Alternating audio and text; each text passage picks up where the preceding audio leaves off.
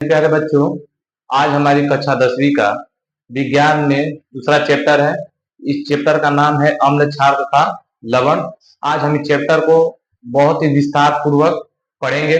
और हाँ, सभी से बच्चों से यह अनुरोध है कि आप मेरे इस नए चैनल को सब्सक्राइब कर ले, लाइक कर ले और अपने दोस्तों के पास शेयर कर दे। चलिए, इस चैप्टर में शुरुआत करने पहले सबसे पहले अम्ल, क्षार तथा लवण के बारे में एक एक करके सबको जानेंगे। तो सबसे पहले अम्ल की बात की जाए तो अम्ल आप दैनिक जीवन में देखा भी होगा। जो अम्ल होता है वो स्वाद में क्या ऐसा होता है, आपको खट्टा लगेगा। अम्ल स्वाद में कैसा लगेगा? खट्टा लगेगा। अम्ल का यही नेचर होता है, जब भी हम उसे खाते हैं तो आपको स्वाद में हमेशा वो कैसा लगेगा? खट्टा लगेगा।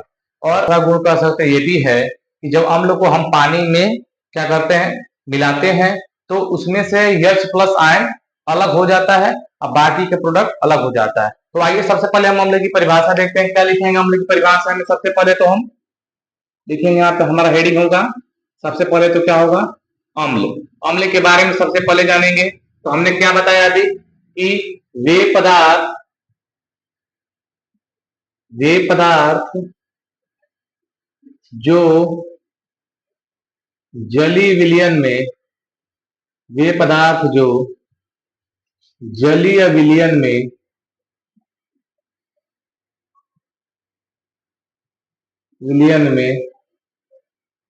H प्लस आयन वे पदार्थ जो जलीय विलयन में H प्लस आयन देते हैं उन्हें हम क्या कहते हैं? उन्हें हम कहते हैं अम्ल कहते हैं। क्या कहते हैं? अम्ल कहते हैं। जो जलीय विलयन में H प्लस आयन देते हैं उन्हें क्या कहते हैं? अम्ल कहते हैं। तो लिखे वे पदार्थ जो जलीय विलयन में H प्लस आयन देते हैं उन्हें अम्ल कहते हैं। क्या कहते हैं? अम्ल कहते हैं। हम इसके बाद नीचे इसके उदाहरण लिख देते हैं। इसका उदाहरण देख लीजिए, क्या होगा उदाहरण? उदाहरण हो जाएगा, जब HCl को हम जल में घोलेंगे ना, जब HCl को जल में घोलेंगे तो होगा क्या? या H प्लस आयन मिलेगा और Cl आयन, दोनों आयन अलग अलग हो जाएंगे, बढ़ जाएंगे। बात समझ आ रहा है ना? तो यही है परिभाषा। क्या हो जाएगी? जब वे पदार्थ जो जल में घोलने पर H प्लस आयन देते हैं उन्हें हम क्या कहते हैं? अम्ल कहते हैं। बात समझ आ गया? तो हम इसके बाद देखेंगे कि अम्ल के गुण कौन कौन से हैं। क्या सीखेंगे? अम्ल के गुण। हमारी अगली हेडिंग होगी अम्ल के गुण।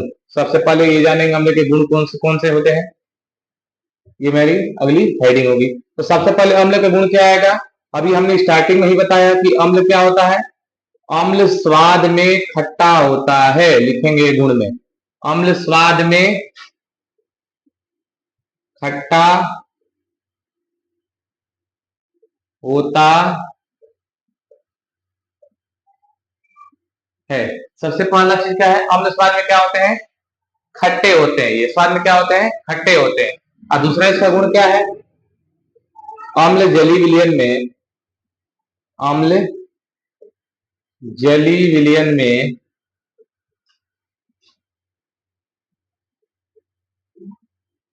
अम्ल जलीय विलयन में H प्लस आयन देते हैं। क्या देते हैं? H प्लस आयन देते हैं। अम्ल को जब भी जल में घोलेंगे तो हमें H प्लस आयन मिलता है। चलिए, इसके बाद हम क्या देखेंगे? तीसरा देखेंगे। एक और इसकी गुण है किसका? अम्ल का। क्या? कि अम्ल जो होता है, नीला लिटमस पेपर जो होता है, इसको क्या कर देता है? लाल कर देता है। मतलब नीला लिटमस पेपर को जब अम्ल में डालेंगे तो उस नीला लिटमस पेपर का कलर चेंज किसमें हो जाएगा? लाल रंग में हो जाएगा। तो लिखेंगे अम्ल नीले लिटमस पेपर को अम्ल नीले लिटमस पेपर को लिटमस पेपर को लाल लिटमस पेपर में बदल देता है। किसमें बदलता है ये? लाल लिटमस पेपर को लाल लिटमस पेपर में बदल देता है। लाल लिटमस पेपर में बदल देता है। तो अम्ल की एक और खासियत क्या है कि अम्ल नीले लिटमस पेपर को लाल लिटमस पेपर में बदल देता है। इसके बाद हम ये जानेंगे कि क्षार क्या है। पूरे क्षार को हम बढ़िया से विस्तार से पढ़ेंगे क्षार के बारे में। तो चलिए, तो क्षार जो होता है, क्षार इसी का अम्ल का अपोजिट होता है। क्षार क्या होता है? अम्ल का अपोजिट होता है। जैसे अम्ल क्या करता है, आपका नीले लिटमस पेपर को लाल कर देता है, तो क्षार इसका अपोजिट करेगा। तो क्षार क्या करता है? लाल लिटमस पेपर को क्षार क्या कर देता है? नीला कर देता है। क्षार की खासियत क्या है? क्षार जो होता है लाल लिटमस पेपर को नीला कर देता है, ये पहली खासियत हो गई। क्षार की दूसरी एक और खासियत क्या है कि जो क्षार होता है वो जली विलयन में OH निगेटिव आयन देता है। OH निगेटिव आयन देता है, और OH इस निगेटिव आयन का OH माइनस आयन देता है। और एक और तीसरी खासियत क्या हो जाएगी कि अम्ल स्वाद में कड़वा होता है। सॉरी, क्षार स्वाद में कड़वा होता है। जैसे अम्ल स्वाद में क्या था? खट्टा था, तो क्षार स्वाद में कड़वा होगा। उसका जस्ट अपोजिट होता है क्षार। और एक और बात, और हम जहां आप देखे होंगे कि जब अम्ल की मात्रा बढ़ती है तो हम क्षार का प्रयोग करते हैं। जब क्षार की मात्रा बढ़ती है, उसको हटाने के लिए हम क्या करते हैं?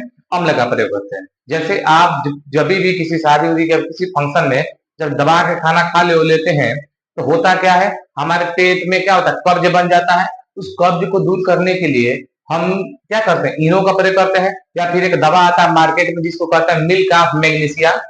मिल्क ऑफ मैग्नीशिया एक दवा आती है जो कब्ज को दूर करने के लिए ही होती है, उसका प्रयोग करते हैं। इसकी खासियत क्या होती है? होता क्या है, जब भी हम खाना खाते हैं तो हमारे पेट में अम्ल की, जैसे हमारे पेट के अंदर क्या है, हमारे पेट में भोजन कौन पचाता है? हमारे पेट के अंदर आपको पता होना चाहिए कि HCl अम्ल पाया जाता है, जो भोजन को क्या होता है, पचाने के लिए क्या होता है?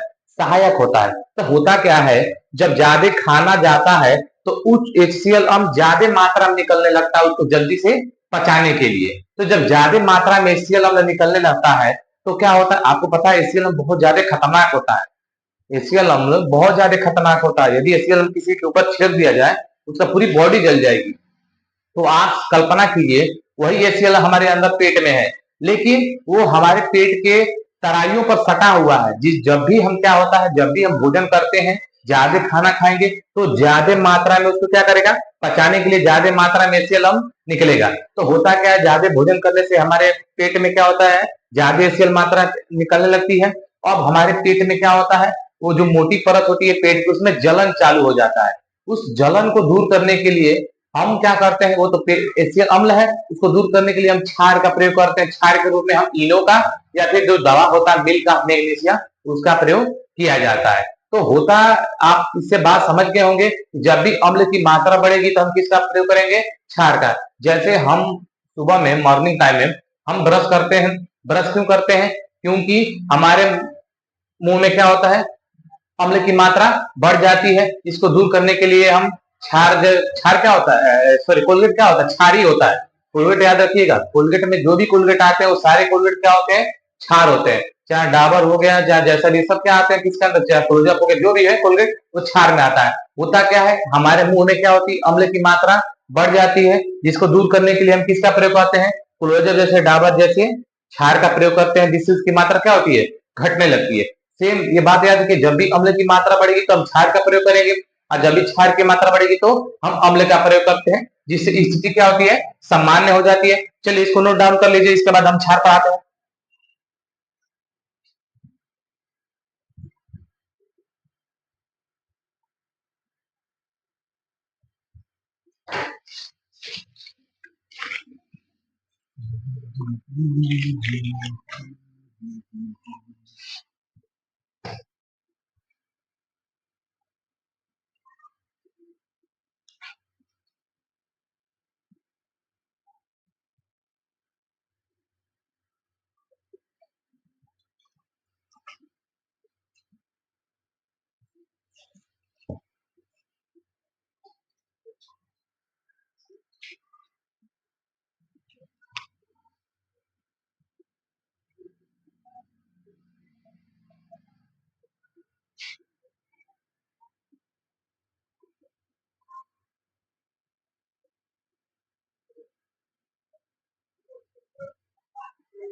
चलिए इसके बाद हम जानेंगे क्षार का, जैसा कि हमने क्षार में बताया क्या है, यह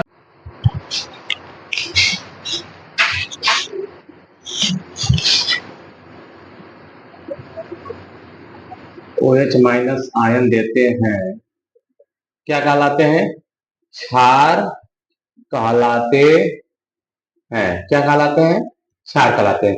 इसके बाद हम क्षार का दो चार उदाहरण देखेंगे। तो उदाहरण अगर आप क्षार का लिखना चाहें तो क्या होगा, सबसे पहले क्या हो सकता है, NaOH हो सकता है, KOH होता है, ETC, ये क्षार का उदाहरण। इसमें होता क्या है, ETC जब हम लिख सकते हैं, आदि लिख दीजिए हिंदी में। इसमें क्या होता क्या है, जब हम क्षार को जलीय विलयन में डालते हैं तो इसमें से OH निगेटिव निकलता है। जैसे हम NaOH को जब हम जल में मिलाएंगे तो होगा क्या, जल की उपस्थिति में होगा क्या, यहां से Na प्लस निकलेगा और OH निगेटिव निकलेगा। बात समझ आ गया। इसके बाद हम देखेंगे क्या, क्षार के गुण। क्या अगला हेडिंग होगा हमारा, क्षार के गुण कौन कौन से, ये जानेंगे सबसे पहले। तो क्षार का पहला गुण क्या होता है, इसके बाद सबसे पहला गुण होता है वही क्या, यह स्वाद में कैसा होता है, स्वाद में कड़वा होता है। क्षार स्वाद में कैसा होता है, कड़वा। यह स्वाद में कड़वा होता है। स्वाद में कैसा मिलेगा आपको, कड़वा होता है। दूसरा क्या होगा, यह जलीय विलयन में OH आयन देता है। यह जलीय विलयन में, यह जलीय विलयन में कौन सा आयन देता है, OH आयन देता है, OH निगेटिव आयन देता है, आयन देता है। इसके बाद हम क्या पढ़ेंगे, तीसरा, तीसरा हम ये जानेंगे, यह लाल लिटमस पेपर को नीला कर देता है। यह लाल लिटमस पेपर को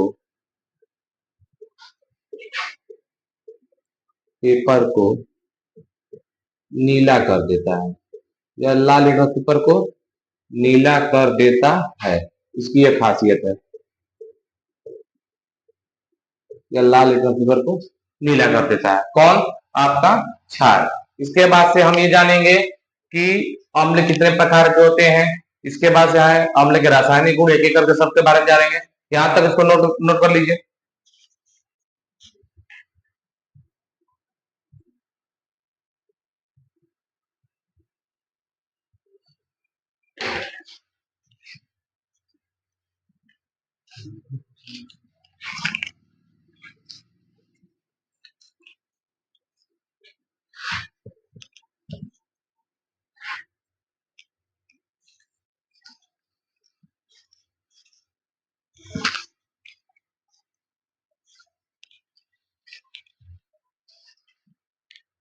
इसके बाद देखेंगे अम्ल के प्रकार। तो अम्ल दो प्रकार के होते हैं, एक होता है प्रबल अम्ल, एक होता है दुर्बल अम्ल। तो वे अम्ल, ध्यान सुनिएगा, वे अम्ल जो जल में पूरी तरह से घुल जाते हैं उसे हम प्रबल अम्ल कहते हैं, और वे अम्ल जो जल में पूरी तरह से नहीं घुलते हैं उसे क्या कहते हैं, दुर्बल अम्ल कहते हैं। चलिए आइए सबसे पहले परिभाषा लिखते हैं एक करके। तो क्या लिखेंगे, सबसे पहले लिखेंगे, हेडिंग होगा हमारा, सबसे पहले क्या हेडिंग होगा, अम्ल के प्रकार। मेरी सबसे पहले हेडिंग क्या होगी, अम्ल के प्रकार। इस अम्ल के प्रकार में सबसे पहले लिखेंगे क्या, प्रबल अम्ल। प्रबल अम्ल क्या होता है, अभी बताया, जो जल में पूरी तरह से घुल जाता है, प्रबल अम्ल, प्रबल अम्ल। इसको लिखेंगे, सबसे पहले लिखेंगे, वे अम्ल जो जल में, वे अम्ल जो जल में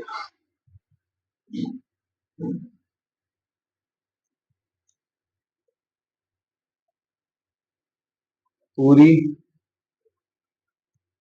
पूर्णता लिख दो उसकी जगह, वे अम्ल जो जल में पूर्णतः घुल जाते हैं। पूर्णतः मतलब होता है पूरी तरह से घुल जाते हैं। वे अम्ल जो जल में पूर्णतः घुल जाते हैं प्रबल अम्ल कहलाते हैं। क्या कहलाते हैं, प्रबल अम्ल कहलाते हैं। क्या कहलाएंगे, वे अम्ल जो जल में पूर्णतः घुल जाते हैं उसे क्या कहते हैं, प्रॉब्लम कहता है उदाहरण देख लीजिए, एक दो क्या है उधर से एग्जाम्पल। उदाहरण क्या हो जाएगा हमारा, सबसे पहले तो HCl हो जाएगा, H2SO4 हो जाएगा और HNO3 हो जाएगा, ETC। HCl को हमको पता है, HCl के का नाम क्या है, HCl कहते हैं हाइड्रोक्लोरिक अम्ल, H2SO4 को कहते हैं सल्फ्यूरिक अम्ल और HNO3 को कहते हैं नाइट्रिक अम्ल। मेरी बात ध्यान सुनिएगा, एक एक रिपीट कर रहे हैं क्या। HCl कहते हैं हाइड्रोक्लोरिक अम्ल कहते हैं।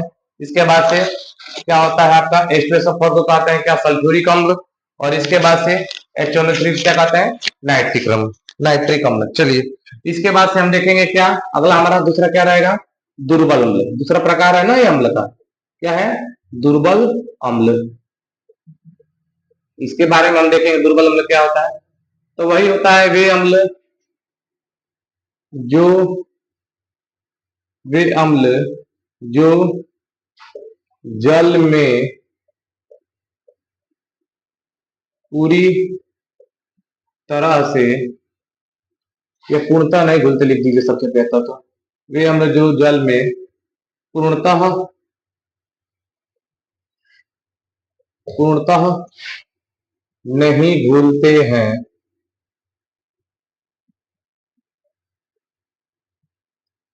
नहीं घुलते हैं, क्या कहलाते हैं, दुर्बल अम्ल कहलाते हैं। क्या कहलाते हैं, दुर्बल अम्ल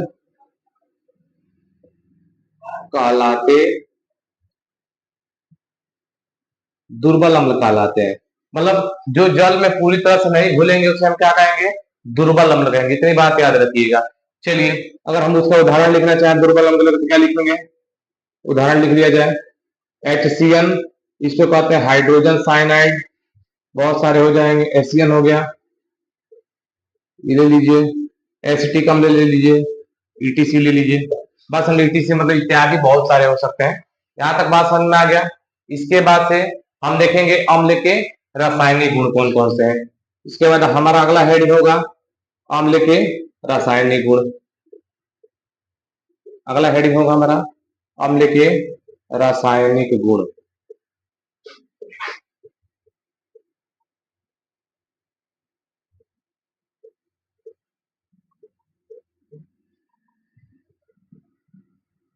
इसके बाद हम सीखेंगे अम्ल के रासायनिक गुण। इस अम्ल के रासायनिक गुण में सबसे पहले क्या होगा, धातु से क्रिया। किससे कराएंगे, धातु से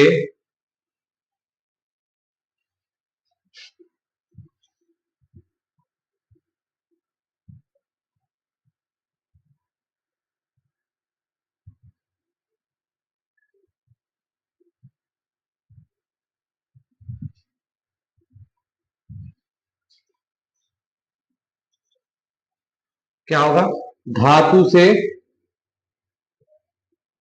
क्रिया, ये करेंगे। इसके बाद से धातु से क्रिया करके क्या होगा, लिखना, अम्ल धातु से क्रिया करके, अम्ल धातु से क्रिया करके, क्रिया करके हाइड्रोजन गैस मुक्त करता है। अम्ल धातु से क्रिया करके हाइड्रोजन गैस मुक्त करता है। उदाहरण हम लिखना चाहते हैं, लिख सकते हैं क्या, उदाहरण में क्या होगा, जैसे ये अम्ल है और इसकी क्रिया हमने किससे करा दी, सोडियम से। तो होगा क्या, यहां से Na और यहां से Cl अलग हो जाएगा, NaCl बन जाएगा और आपका हाइड्रोजन अलग हो जाएगा। इसको संतुलित करने के लिए यहाँ 2 लगा दीजिए, यहाँ 2 लगा दीजिए और यहाँ 2 लगा दीजिए, +2। बात समझ में आया, यहाँ पे Na है आपका, हो गया। इसको नोट डाउन कर लीजिए।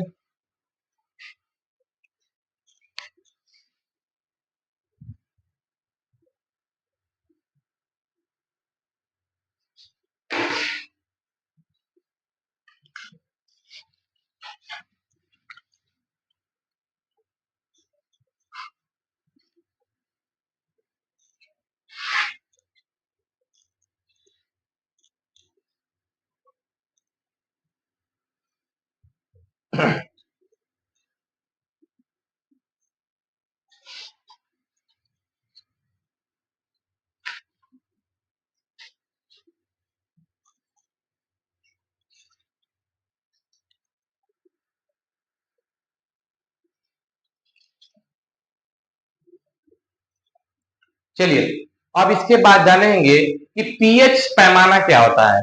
आपने जरूर सुना होगा कि पीएच स्केल क्या होता है। जैसे आप जो स्केल लेते होंगे, जो प्रयोग करते हैं 14 सेंटीमीटर का होता है, वैसे ही एक स्केल होता है पीएच स्केल। उस पीएच स्केल की खासियत क्या होती है, क्या खूबी होती है, उससे क्या पता हम करते हैं, पहले इसके बारे में हम अच्छे से जानेंगे। एक एक करके इसको सबसे पहले देखते हैं। सर आइए, सबसे पहले हम एक स्केल लेते हैं, ठीक, वो मार्कर चेंज कर लेते हैं। सबसे पहले हम क्या करेंगे, एक स्केल लेंगे, ठीक, ले लिया हमने स्केल। इस स्केल में हम नंबर भरेंगे 1 2 3 4 5 6 7 8 9 10, 14 तक होगा नंबर, 11 12 30 और यहाँ आपका 40। ये हमारे पास एक स्केल हो गया, ये पीएच स्केल हो गया। इस पीएच स्केल इसको क्यों, पीएच स्केल की खासियत ये होती है, पीएच स्केल से हम ये पता कर सकते हैं कि कोई पदार्थ किस श्रेणी में आता है, क्या वो अम्ल है या क्षार है या लवण है। 3 श्रेणियां होती हैं, पीएच स्केल से ही पता किया जाता है कि वह अम्ल होगा, क्षार होगा कि लवण होगा। तो कैसे पता करेंगे, ध्यान सुनिएगा मेरी बात। 7 से जब हम लेफ्ट साइड जाएंगे तो ये होता है अम्ल, और 7 से जब हम राइट साइड जाएंगे तो ये होता है क्षार, और जो आपका बीच में आपका जो 7 होता है ये आपका होता है क्या, लवण। मेरी बात ध्यान सुनिएगा। 7 से जब हम राइट साइड लेफ्ट साइड जाएंगे तो ये आपका क्या होता है, अम्ल, और 7 से जब हम राइट साइड की ओर बढ़ेंगे तो ये क्या होता है आपका क्षार, और जो इजेक्ट आपका 7 होता है वो क्या होता है, लवण। जैसे पानी का पीएच मान क्या होता है, 7 होता है, इसलिए पानी में क्या क्या कहते हैं, लवण कहते हैं। बात समझना गया ना, पानी का पीएच मान कितना होता है, 7 होता है। अब बात सुनिएगा, मेरी बात ध्यान सुनिएगा। चलिए आइए एक एक करके और समझते हैं इसके बारे में।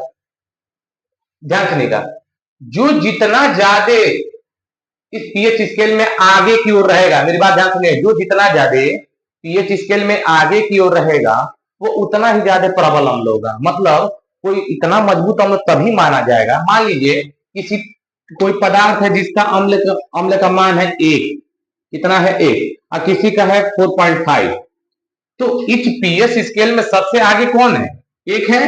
तो जो एक है ये सबसे मजबूत माना जाएगा, प्रबल, बहुत मजबूत अम्ल, सबसे कठोर अम्ल, बहुत अच्छा, मतलब समझ रहे हैं ना बात को। मतलब सबसे प्रबल अम्ल किसको मानेंगे हम, किसको, जिसका पीएच मान सबसे पीएच स्केल में सबसे कम होगा।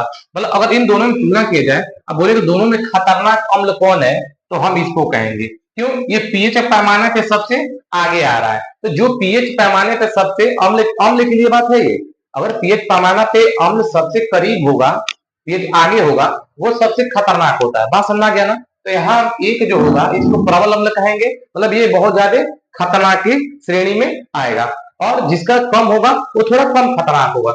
जैसे आपको पता होगा जो ताजमहल है, ताजमहल के ऊपर जब अम्ली अम्ली वर्षा जो वर्षा होता है उसमें अम्ल की मात्रा होती है। अम्ली वर्षा का पीएच मान आप लोग लिख लीजिएगा कापी में कि अम्ली वर्षा का जो पीएच मान होता है, अम्ली वर्षा का जो पीएच मान होता है वो अम्ल होता है 5.5 होता है अम्ली वर्षा का पीएच मान। तो जो ताजमहल का जो रंग है धीरे धीरे भूरा होता जा रहा है, उसका क्या रीजन है, जी अम्ली वर्षा बहुत खतरनाक होती है। ये एक ही चीज पे बार बार पड़े तो उसका रंग बदल सकती है। तो होता क्या, ताजमहल व्हाइट संगमरमर का बना हुआ है, इस व्हाइट संगमरमर पे जब अम्ली पीएच मान कितना है 5.5 ये लगातार उस पर पड़ता है, उसका रंग क्या कर देता है, चेंज कर देता है, किसमें, भूरे रंग में बदल। अब इसका ताजमहल का रंग क्या हो रहा है, भूरे रंग में बदल रहा है। तो मेरी बात ध्यान सुनिएगा, इसका पीएच मान 5.5 है, और किसी पदार्थ को ले लीजिए पीएच मान मान लीजिए 3.2 है, ठीक। अब पूछा जाए दोनों में खतरनाक कौन है, तो ये वाला खतरनाक होगा। क्यों, क्योंकि पीएच स्केल में ये पहले आएगा और ये बाद में। जो पीएच स्केल में अम्ल के लिए जो पहले आएगा वो ज्यादा खतरनाक, और जो बाद में आएगा वो कम खतरनाक होगा। बात समझ आ गया। चलिए आइए इसके बाद से हम जानेंगे क्षार की क्या बात है। तो क्षार की श्रेणी में भी ये भी उल्टा है इसके केस में। इसके केस में क्या होता है, जो सबसे ज्यादा अंत में होता है वो ज्यादा खतरनाक होता है। मतलब जिसका पीएच मान लीजिए 14 है, और किसी का पीएच मान क्षार के लिए मान लीजिए 10 है, दोनों में खतरनाक कौन होगा, 14 वाला होगा। क्यों, पीएच पैमाना पे सबसे कितने में आ रहा है, पीएच पैमाने पे लास्ट में आ रहा है। तो बात समझ आ रहा है ना। चलिए अब बीच में जो होता है वो आपको बता दिया हमने क्या होता है, लवण होता है। और मैंने इससे पहले स्टार्टिंग में क्या बताया था मैंने कि अम्ल की मात्रा को अगर हमको दूर करना हो तो हम क्षार का प्रयोग करेंगे, और क्षार की अधिकता को हम घटाना हो, अगर क्षार की मात्रा बढ़ गई है तो उसको घटाना हो तो हम किसका प्रयोग करेंगे? अम्ल। बात समझ आ रहा है ना? चलिए इसके बाद से चलिए इसके बाद डिफिनेशन लिखते हैं किसका। इसके बाद हम डिफिनेशन लिखते हैं, पीएच का डिफिनेशन लिखते हैं। पीएच मान होता क्या है, या पीएच स्केल क्या होता है, देखिए। चलिए इसके बाद लिखेंगे क्या? पीएच मान। हेडिंग होगा मेरा अगला क्या? पीएच मान। अगला हेडिंग लिखिए, पीएच मान। सबसे पहले क्या लिखेंगे? पीएच मान लिखेंगे। पीएच मान में क्या लिखेंगे सबसे पहले? यह एक प्रकार का स्केल है, स्केल है जिसके माध्यम से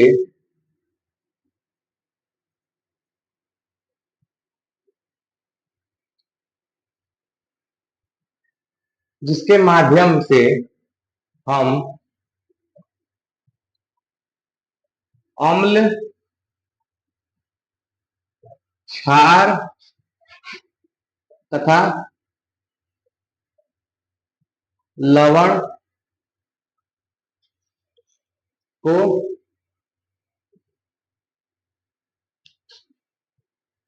दर्शाते हैं, को दर्शाते हैं। बात समझ आ गया ना? यह एक प्रकार का क्या होता है? स्केल होता है जिसके माध्यम से हम क्या करते हैं? अम्ल, क्षार तथा लवण को दर्शाते हैं। अब आते हैं क्या? पीएच मान का अगला हेडिंग लिखिएगा क्या? पीएच मान का दैनिक जीवन में महत्व। पीएच मान का दैनिक जीवन में महत्व मतलब क्या क्या महत्व है पीएच मान का? पीएच मान का दैनिक जीवन में महत्व हमारा क्या होगा? अगला हेडिंग होगा। इसके बाद हम पीएच मान का महत्व जानेंगे, क्या हमारे दैनिक जीवन पीएच मान का क्या महत्व है। बात समझ आ गया ना? चलिए सबसे पहले क्या लिखेंगे?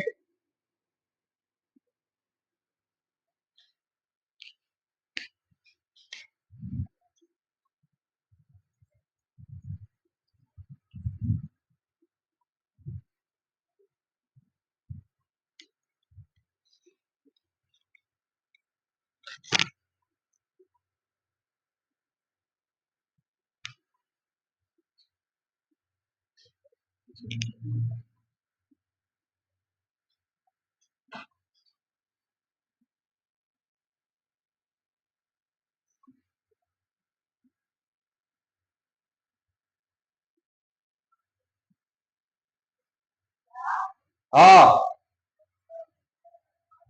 आओ तले में।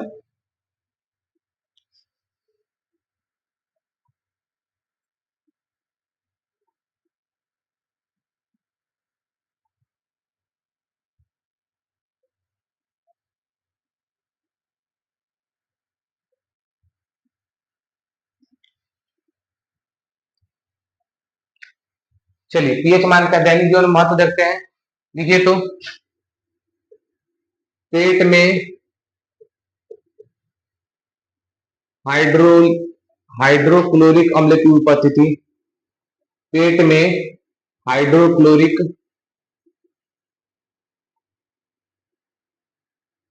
अम्ल की उपस्थिति,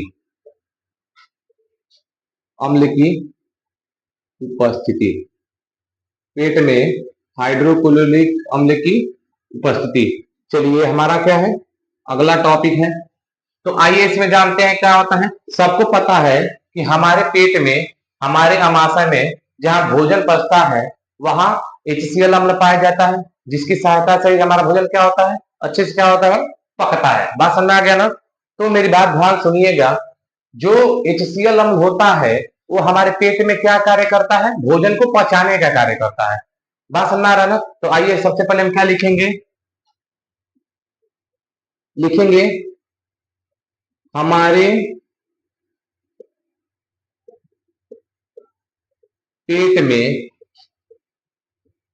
भोजन को पचाने का दायित्व को हमारे पेट में भोजन को पचाने की मुख्य भूमिका, भोजन को पचाने की मुख्य भूमिका HCl अम्ल निभाता है। HCl अम्ल निभाता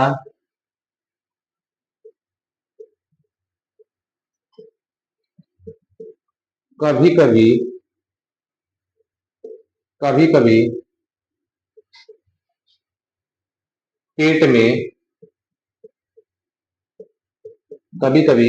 पेट में अम्ल की मात्रा बढ़ने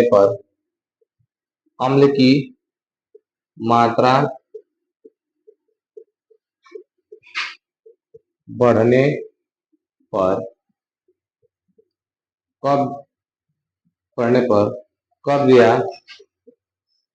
जलन महसूस होने लगता है। कब्ज या जलन महसूस होने लगता है। इसको दूर करने के लिए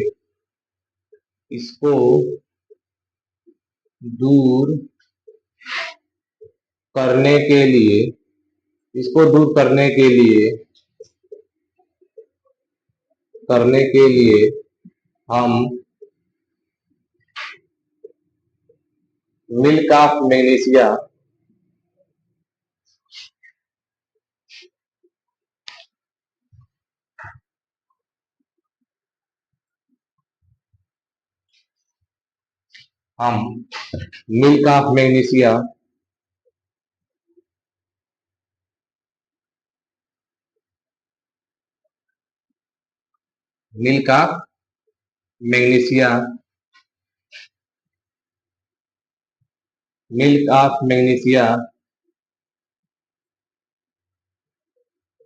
का प्रयोग करते हैं।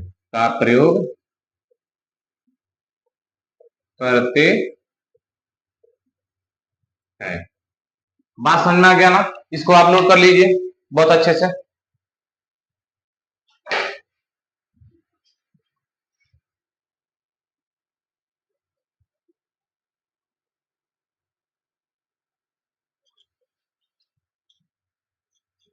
चलिए इसके बाद हम जानेंगे किसके बारे में?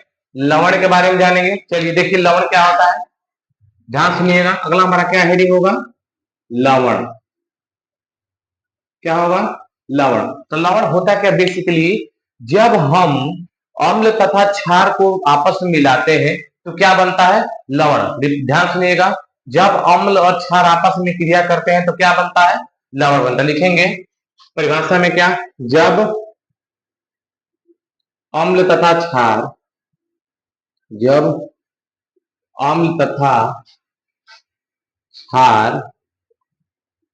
आपस में क्रिया करते हैं,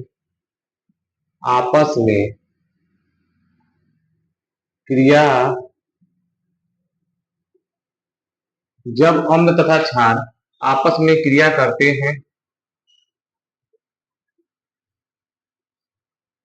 तब लवण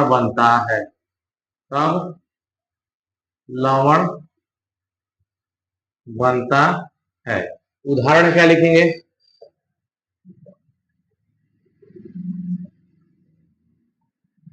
उदाहरण लिखेंगे क्या?